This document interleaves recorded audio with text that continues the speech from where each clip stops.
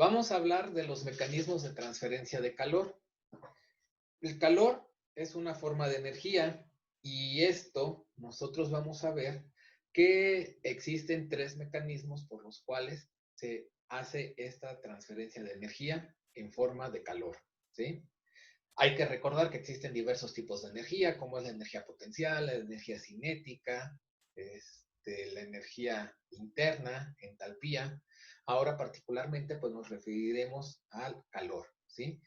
Existen tres mecanismos de transferencia de calor, que es la conducción, la convección y la radiación.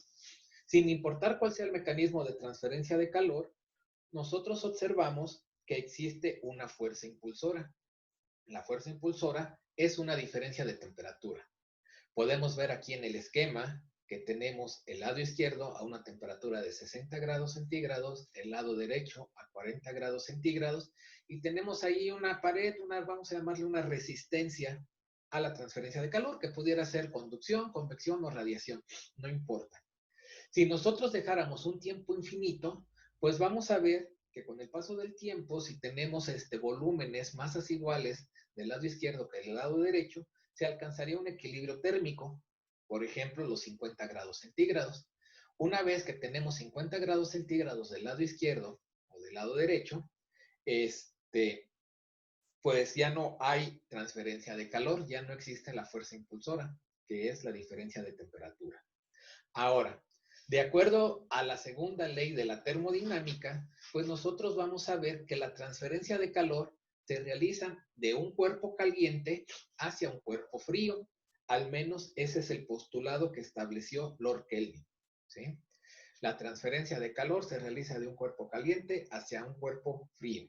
Y son las bases de la segunda ley de la termodinámica. Posteriormente hay otro postulado de la segunda ley de la termodinámica, o bueno, no nada más otro, hay otros más, el cual lo estableció Lord Clausius, que dice, es posible transferir calor de un cuerpo frío hacia uno caliente, siempre y cuando se le suministre trabajo a nuestro sistema. Y es el principio con el cual trabajan los refrigeradores. Ahí en los refrigeradores el trabajo se suministra a través del compresor. Y entonces nosotros retiramos calor de adentro del refrigerador, que es el cuerpo frío, y lo enviamos hacia el ambiente, que está a una temperatura mayor, ¿sí? Sin embargo, aquí nosotros, en lo que corresponde al curso, pues vamos a utilizar nada más el postulado de Lord Kelvin. La transferencia de calor se realiza de un cuerpo caliente hacia un cuerpo frío.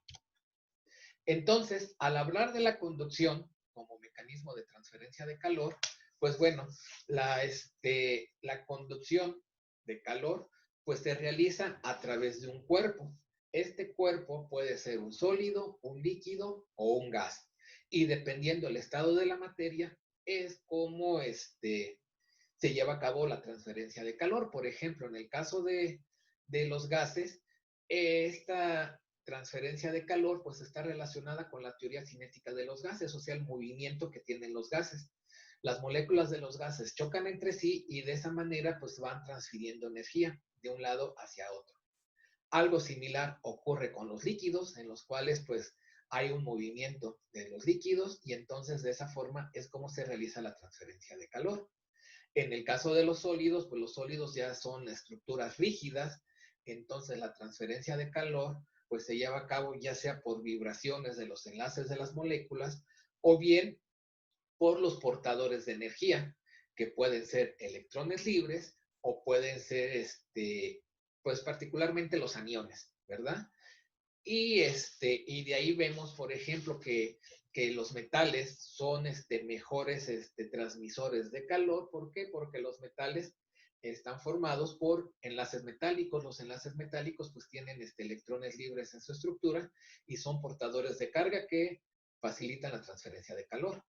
Por otro lado, pues tenemos compuestos que se forman mediante enlaces iónicos, vamos a decir los materiales cerámicos, que de alguna forma pues son aislantes, ¿sí? O sea, las tazas de café, por ejemplo, pues nos aísla el calor. ¿Por qué? O sea, si hay transferencia de calor, sí sentimos que estas se calientan, pero se calientan menos. ¿Por qué? Porque aquí los portadores de carga son los aniones.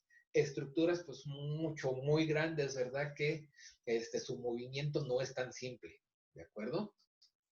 Y finalmente, pues existen otros compuestos que son aislantes, vamos a decir los plásticos, que están formados principalmente por enlaces covalentes. Entonces, estos enlaces covalentes, pues no existen portadores de carga. De repente logramos romper estos enlaces covalentes y se generan 2, 3 portadores de carga que pues van a transferir el calor. Por eso es que pues los plásticos, por ejemplo, la madera, sentimos que se calienta, pero levemente. Y además, pues ahí dentro de la madera, pues influyen otras cosas. A veces la madera se calienta más fácilmente cuando tiene cierta humedad. Ahí se está transfiriendo calor, pues a partir de las moléculas del agua. Pero eso ya es otro sentido. ¿Qué sucede, por ejemplo, con los termos en los cuales nosotros tomamos café? Si ustedes observan, pues está el termo, generalmente la parte interna es metal, puede ser plástico, pero alrededor hay un recubrimiento de plástico, pero entre la superficie interna y la superficie externa hay aire. Entonces, como el aire es un mal portador, es un mal conductor del calor, pues por eso es que se logra el aislamiento y de tal forma que pues la bebida permanece caliente por más tiempo si es un café o permanece fría por más tiempo si es, por ejemplo, un refresco. ¿Sí? Así es como nosotros le hacemos. Caso curioso, o sea, de repente, si tenemos una lata de refresco fría y la queremos conservar con mayor tiempo que permanezca fría, es conveniente, si no tenemos otra forma, de envolverlo en una cobija. Entonces nosotros pensaríamos, pues una cobija nos da calor a nosotros en la noche, ¿verdad? Sí, ¿por qué? Porque la cobija es mal portadora de carga, mal conductor de calor. Sí, entonces, pues va a permanecer el ambiente, no le va a transmitir calor, no le va a transmitir energía tan fácilmente a la lata fría del refresco, va a conservar su baja temperatura y en el caso de nosotros, cuando nos tapamos en la noche con una cobija, pues la sentimos caliente y todo porque el calor que nosotros estamos desprendiendo de manera natural, pues queda atrapado y nos calienta a nosotros mismos. Entonces, la conducción de calor está regida por la ley de Fourier. La ley de Fourier nos dice, así de manera textual, que la razón de la conducción de calor a través de una capa plana es proporcional a la diferencia de temperatura, o sea, su fuerza impulsora, a través de esta y el área de transferencia de calor. Pero a su vez es inversamente proporcional al espesor de esta capa. Ya vamos a decir que hay una resistencia a la transferencia de calor que es el espesor del material.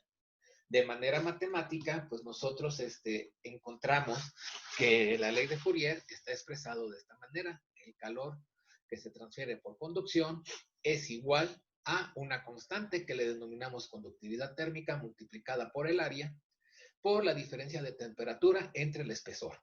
¿Sí? Nosotros observamos que tenemos aquí una Q mayúscula que es un calor. Sí, bueno, en realidad, así como están dadas las unidades, pues es calor sobre unidad de tiempo. Por eso es que vemos aquí esto que está expresado en watts, que para nosotros eso es potencia. ¿Sí? ¿Por qué? Porque la potencia hay que recordar que es energía sobre tiempo. ¿Sí? Entonces, por eso es que aquí la Q tiene un puntito arriba. ¿Por qué? Porque eso nos expresa que está dado por unidad de tiempo. Podemos observar de repente en otras referencias y en otros problemas que la Q, en lugar de ser mayúscula, es minúscula. ¿Esto a qué se refiere? A que es un calor específico. Calor específico es que está dado por unidad de área. Y si aquí tuviéramos una Q minúscula, pues en este caso no tendríamos el área aquí y entonces las unidades serían watts sobre metro cuadrado, por ejemplo. De manera diferencial, pues podemos decir que el calor que se transfiere por conducción es igual a menos Q menos K por A, la diferencial de la temperatura con respecto a X. Siguiente punto que a veces nos causa pues ciertas confusiones ahí, es por qué el signo negativo. Ah, el signo negativo nos indica o nos recuerda, nos refuerza que el calor se va a transferir de un cuerpo caliente hacia un cuerpo frío. Si lo manejamos como delta T de temperatura, vamos a tener el punto 1, por ejemplo, a 100 grados centígrados, el punto 2 a 20 grados centígrados. Entonces, como la delta T es T2 menos T1, sería 20 menos 100, nos daría menos 80, que al momento de que lo multiplicamos por este signo negativo, pues ya se convierte en positivo y nos indica que estamos transfiriendo el calor de un punto caliente hacia un punto frío. ¿De acuerdo? Si lo tomáramos al revés, que consideráramos que la transferencia de calor se está dando de 20 a 100 grados centígrados, entonces sería 100 menos 20, sería 80 positivo. Con este negativo, pues tendríamos un calor negativo, violando la segunda ley de la termodinámica. Entonces, más que todo eso, el signo. Es nada más para recordarnos que el calor se transfiere de un cuerpo caliente hacia un cuerpo frío. Entonces, de aquí viene el primer problema que me van a resolver ustedes de tarea para la siguiente sesión que tengamos. Hay que determinar el calor que se transfiere en una noche, pues a través del techo de una casa, ¿sí? Entonces, esta casa, pues, se calienta, o este cuarto, pues, se calienta eléctricamente, ¿no? Pero, ¿para qué? Para compensar las pérdidas de calor que se tienen en el techo. Entonces, este techo, pues, va a tener 6 metros de largo por 8 metros de ancho. ¿Para qué nos va a servir esto? Para determinar el área a través de la cual se va a estar llevando a cabo la transferencia de calor. Y tiene un espesor de 0.25 metros, o sea, de 25 centímetros. ¿Esto qué va a ser? La delta X, o sea, a través, el espacio a través del cual se va a llevar a cabo la transferencia de calor. ¿Sí? Entonces, esto sería delta X, o bien, bueno, sí, aquí tenemos como delta X, a veces la podemos observar como una L. Está hecho, el techo pues está hecho de concreto. Este concreto tiene una conductividad térmica K igual a 0.8 watts sobre metro grado centígrado. Tenemos las temperaturas en la parte interna de la casa y en la parte externa. En la parte interna es de 15 grados centígrados y en la parte externa es de 4 grados centígrados. Entonces tenemos aquí la delta T.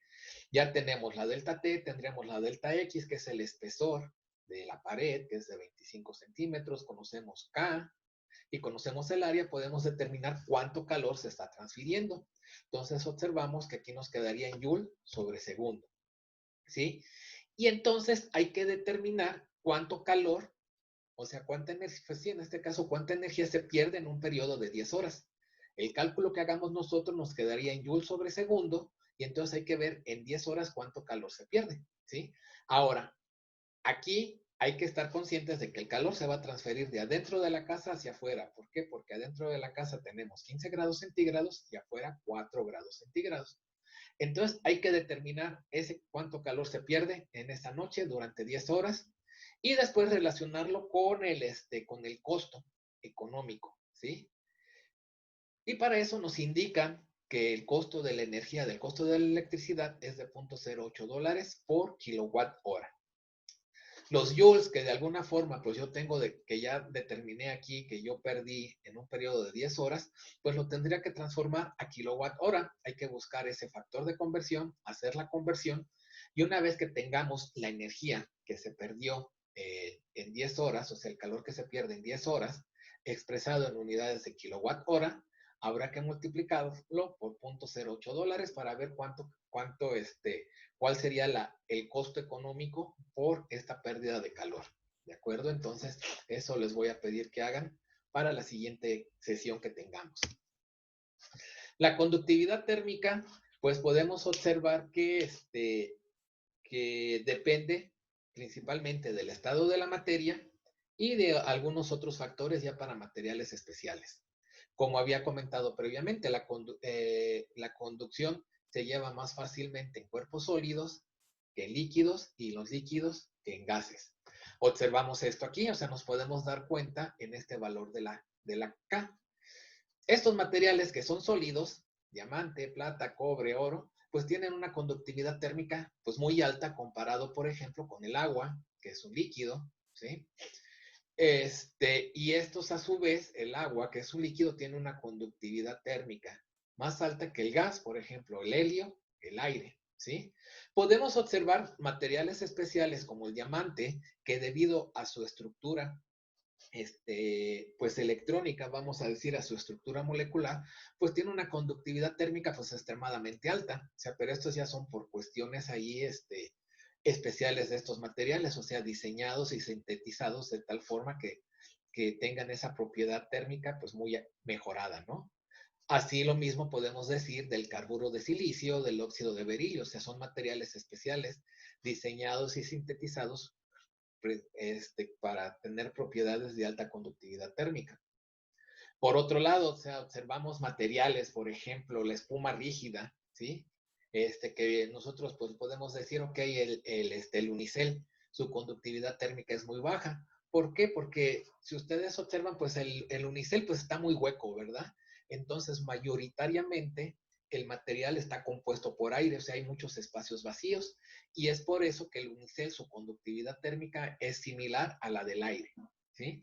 Se pueden hacer cálculos ahí cuando tenemos materiales compuestos para determinar cuánto es la conductividad térmica, la contribución de cada uno de ellos, pero aquí pues básicamente ese es el motivo de que el unicel, su conductividad térmica sea baja. ¿Por qué? Pues porque hay mucho aire dentro de su estructura. Otro término que a veces es útil conocer es la difusividad térmica, que nos relaciona de alguna forma el calor que se conduce a través del material con respecto al calor que se puede almacenar, ¿sí?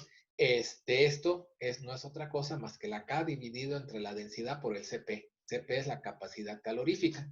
Recordando la capacidad calorífica, su definición es la energía requerida para incrementar 1 grado centígrado la temperatura del cuerpo por unidad de masa. O sea, ahí estamos de alguna forma almacenando energía. ¿Sí? Entonces la difusividad térmica nos relaciona a eso, calor conducido entre calor almacenado. Y podemos encontrar también en referencias, pues, valores de este tipo.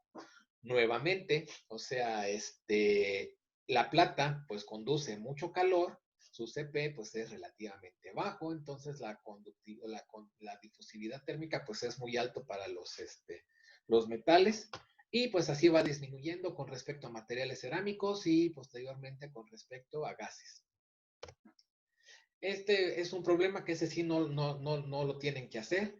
Es un experimento de cómo se puede determinar la conductividad térmica de los materiales. Vamos a omitir esta parte, ¿sí? Convección. La convección se debe al movimiento de las moléculas, ¿sí? Podemos tener convección natural y convección forzada. ¿Qué ocurre en la convección natural? En la convección natural, pues observemos aquí este caso, ¿no? Donde tenemos un huevo caliente y aire. Nosotros observamos que el aire está moviéndose de alguna forma de esta manera. ¿Por qué? Ah, eso es un movimiento natural porque si ustedes recuerdan, la densidad de los gases, pues depende de la temperatura. Si la temperatura se incrementa, la densidad de los gases disminuye. Si la temperatura, pues obviamente disminuye, la densidad de los gases aumenta. Entonces, ¿qué sucede? Pues aquí tenemos aire frío, vamos a decir, por arriba del huevo caliente. Entonces, pues como este aire está frío, o su temperatura es baja, su densidad es alta. Entonces, pues vas a tender a irse hacia abajo. Va a llegar a contacto con el huevo, entonces el aire se va a calentar. Como el aire se calienta, su densidad disminuye, entonces tendería a ir hacia arriba.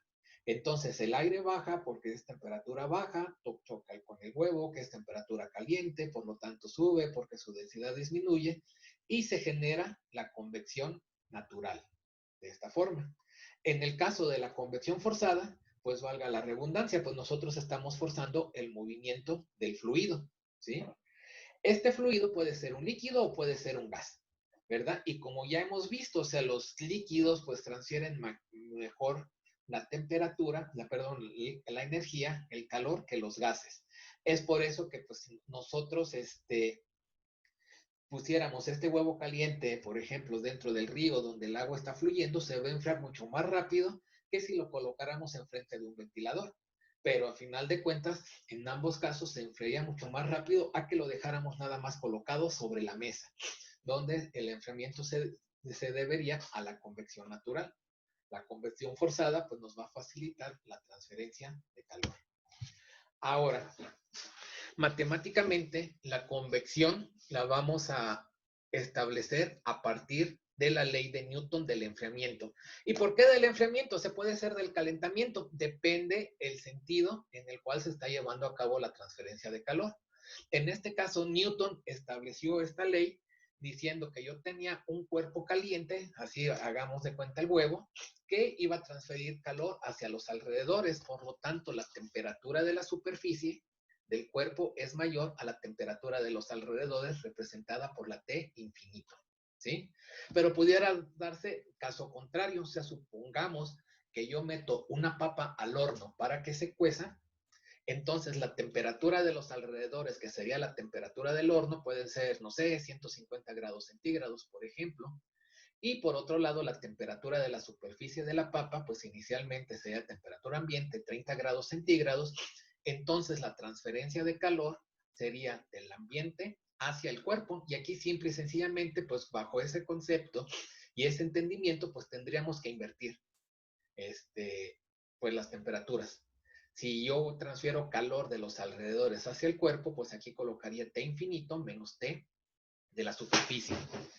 Entonces, asimismo, pues aquí tenemos un coeficiente de transferencia de calor por convección, H. Esto no se puede determinar así de manera general y tener datos tabulados. ¿Por qué? Porque depende de las condiciones del problema. O sea, si yo tengo convección natural, pues bueno, sí podría de alguna forma definirlo y tener un valor pues específico. Sin embargo, si yo tengo una convección forzada, pues este valor del coeficiente de transferencia de calor por convección pues va a depender de la rapidez con la cual yo estoy suministrando el movimiento del fluido, ya sea un líquido o sea un gas. Sin embargo, pues sí podemos tener ahí ciertas referencias, ¿no? Por ejemplo, como les había dicho, o sea, la convección natural es mucho más lenta que la convección forzada. Y aquí podemos observar, ¿sí? Una convección libre de los gases, su valor de H es de 2 a 2.5, por ejemplo. Si ya tengo una convección forzada, pues se incrementa notablemente de 25 a 250. La convección natural de los gases es también menor que la convección natural de los líquidos. Ya expresamos por qué, o sea, los líquidos transfieren más fácilmente energía que un gas, ¿sí? Y observamos esto. Nuevamente, la convección natural en un líquido es mucho más lenta que la convección forzada de líquidos al hacer el comparativo de estos dos valores. Y en la ebullición y condensación, pues tenemos un coeficiente de transferencia de calor por convección mucho más alto. ¿Por qué? Por el movimiento que tenemos, ahí tenemos pues una turbulencia muy alta, ¿verdad? Entonces el movimiento de las moléculas pues es pues muy alto, y por eso el coeficiente de transferencia de calor por convección pues es mucho más alto que en los otros ejemplos representativos. Entonces, aquí, siguiente problema que van a resolver es este que tenemos. Dice que se sopla aire caliente a 80 grados centígrados sobre una superficie plana que tiene una longitud de 2 metros por un lado y de 4 metros por otro, que originalmente está a 30 grados centígrados. El coeficiente promedio de transferencia de calor por convección es 55 watts sobre metro cuadrado grado centígrado. Hay que determinar el calor que se transfiere.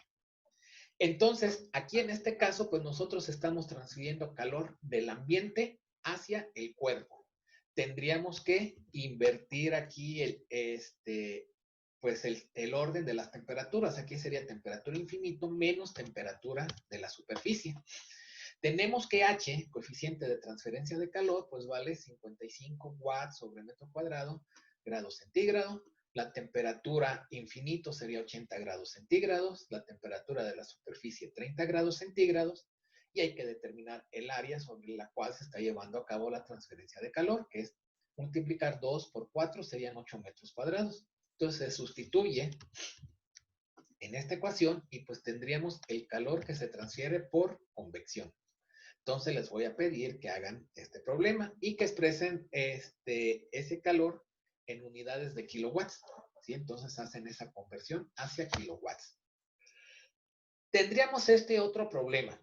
Este problema y el que está a continuación lo vamos a dejar pendiente porque ese yo se los voy a explicar más adelante cómo lo vamos a resolver, porque hay un balance de energía simple, hay que entender aquí en este caso, adelantándonos un poco, que el área de transferencia de calor es la envolvente del cilindro. Entonces hay que determinar esta área del envolvente, que básicamente es el perímetro del círculo por la longitud del cilindro. El perímetro del círculo lo determinamos multiplicando pi por el diámetro, y entonces el área de transferencia de calor sería pi por diámetro por la longitud. Sin embargo, Aquí en este caso necesitamos calcular cuánto calor se transfiere. ¿Sí? ¿Por qué? Porque el problema lo que nos pide es determinar el coeficiente de transferencia de calor por convección H. ¿Sí? Tenemos que la temperatura infinito, por ejemplo, es 20 grados centígrados y que la temperatura del vapor, o sea, la temperatura dentro de la tubería es de 100 grados centígrados, ¿sí? La temperatura de aquí que tenemos aquí en la superficie del tubo. Sin embargo, hay que determinar cuánto calor se transfiere. Este calor que se transfiere, pues es a partir del calor específico del vapor, que es 2.190 joules por kilogramo grado Kelvin. Como tenemos que un flujo del vapor de 0.3 kilogramos sobre segundo y una delta T de temperatura, o sea, no sabemos a qué temperatura entra el vapor ni a qué temperatura sale, pero sí sabemos que la delta T es de 30 grados centígrados, con eso podemos determinar el calor. Simplemente multiplicamos el flujo másico por el CP, bueno, el CP por la diferencia de temperatura. Teniendo ese calor, determinamos el área, como les comenté, tenemos la temperatura de la superficie, que son 100 grados centígrados, la temperatura infinito, que son 20 grados centígrados, hay que despejar H, ¿sí? Y con eso tendríamos el valor del coeficiente de transferencia de calor por convección. Entonces, pues bueno, está bien, traten de hacerlo, y si no, pues lo discutimos pues más adelante, porque sí pueden tener ciertos problemas en entender estos conceptos. Algo similar ocurre aquí, sin embargo, aquí el calor que se genera en el resistor, pues es de 5 amperes. Hay que multiplicar 5 amperes por 6 volts y ya nos va a dar las unidades de calor en joules. Tenemos el resistor, que es un cilindro de 2.5 centímetros, la longitud de 15 centímetros, la temperatura de la superficie del resistor de 90 grados centígrados y del ambiente de 20 grados centígrados. Entonces, pues podemos determinar el coeficiente de transferencia de calor, al igual que en el problema anterior. Si lo pueden hacer, pues adelante. Finalmente, el último mecanismo de transferencia de calor, pues es la radiación. Vamos a decir que la radiación, pues es algo a veces muy complejo de entender, o sea, no entendemos la radiación térmica. Y a veces, pues nos da hasta miedito. Hablamos de decimos radiación y pues ya hasta podemos decir que ya sentimos que nos está dando cáncer, ¿sí? Eso pues sucede pues dependiendo las ondas de radiación, en qué longitudes de onda nos encontramos. O sea, por ejemplo, los rayos X, los rayos gamma, ¿sí? Los microondas que pues también de alguna forma nos pueden llegar a dañar, pero ya las ondas de radio y de televisión pues no tanto así, ¿sí? Entonces, yéndonos un poco más rápido, vamos a ver que la radiación está expresada por la ley de Stefan Boltzmann, ¿sí? Que nos dice que el calor que emite un cuerpo o que recibe un cuerpo, dependiendo del sentido en el cual se está llevando a cabo la transferencia de calor, es igual a la constante de Stefan Boltzmann multiplicada por el área de la superficie, multiplicada por la temperatura elevada a la cuarta potencia. Y aquí debemos de tener cuidado de que esta temperatura debe estar sustituida en Kelvin. ¿Por qué? Porque las unidades de la constante de Stefan Boltzmann para la temperatura está en Kelvin. Entonces, si yo les digo 80 grados centígrados, hay que pasar esos 80 grados centígrados a Kelvin.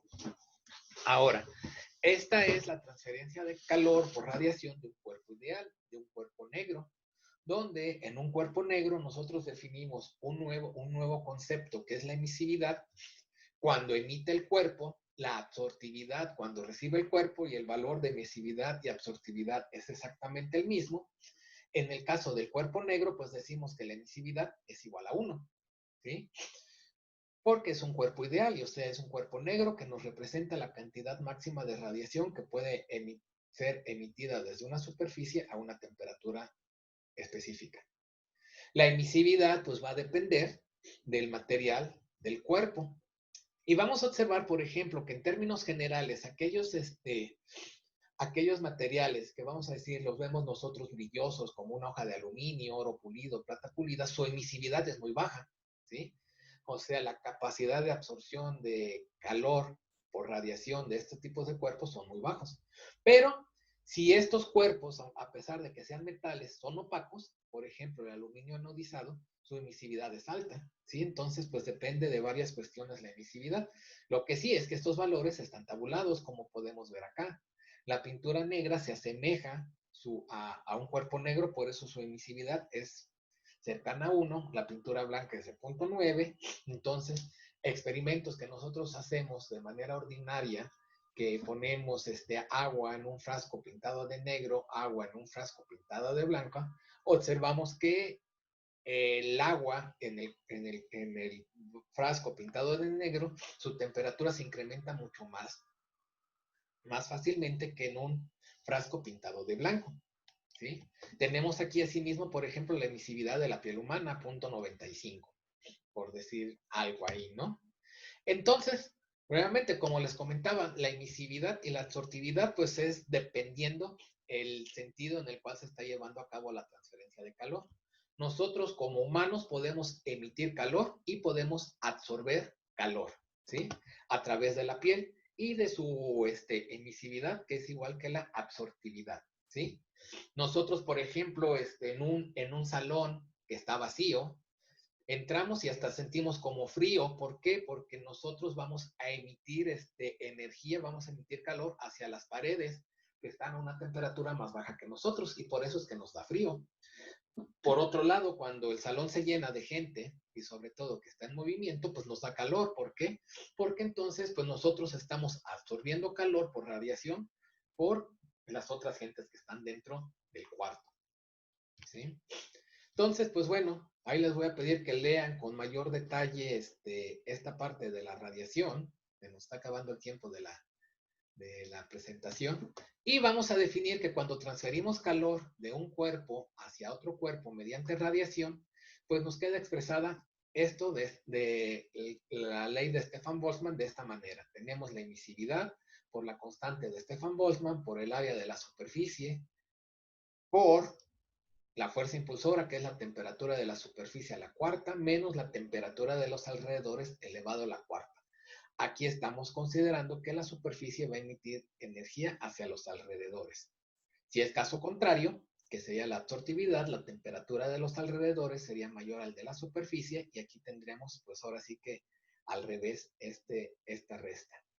Hay que recordar que la temperatura debe estar en escala absoluta, específicamente en Kelvin, ¿sí? Hay que transformarlo siempre hacia Kelvin. Y bueno, esto nos puede servir más adelante cuando tenemos una combinación de transferencia de calor por convección y por radiación. Hay ocasiones en que es importante, relevante, poder calcular un coeficiente combinado de transferencia de calor por convección y por radiación, el cual estaría dado de esta manera, ¿sí? Más adelante lo podemos llegar a utilizar dependiendo de los problemas que vayamos resolviendo. Es importante que tengan presente pues esta diapositiva.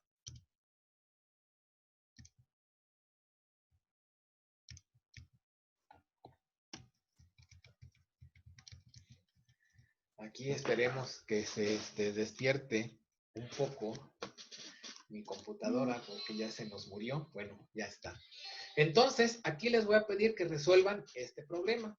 Consideren a una persona que está parada en un cuarto mantenido a 22 grados centígrados, ¿sí? La temperatura de los alrededores es de 22 grados centígrados y esta persona va a transferir calor hacia el techo de la casa, por ejemplo, las paredes de la casa, que se encuentran a una temperatura de 10 grados centígrados en invierno y de 25 grados centígrados en verano.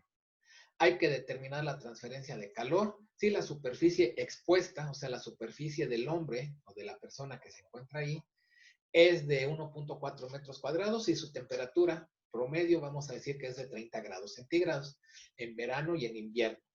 Entonces, aquí esto es un distractor, por ejemplo, la temperatura de los alrededores dice que es de 22 grados centígrados. Sin embargo, el hombre no va a transferir calor hacia los alrededores, hacia el ambiente, sino que va a transferir calor hacia las paredes, que en invierno se encuentran a 10 grados centígrados y en verano a 25 grados centígrados. Entonces hay que determinar cuánto calor se transfiere en invierno, cuánto calor se transfiere en verano. Entonces, en invierno, la temperatura de los alrededores que tenemos que sustituir aquí en esta expresión sería 10 grados centígrados, obviamente convertidos a grados Kelvin, y la temperatura de la superficie sería la temperatura del cuerpo del hombre, que serían 30 grados centígrados, convertidos a Kelvin. El área no la dan. Este sigma es la constante de Stefan Boltzmann, y de tablas, ¿en qué tabla? Pues por ejemplo en esta, buscamos cuál es la emisividad de la piel humana, y con eso pues podemos calcular cuánto calor está transfiriendo la persona en verano y cuánto calor está transfiriendo en invierno. ¿De acuerdo? Entonces eso sería lo que tenemos de actividades pendientes para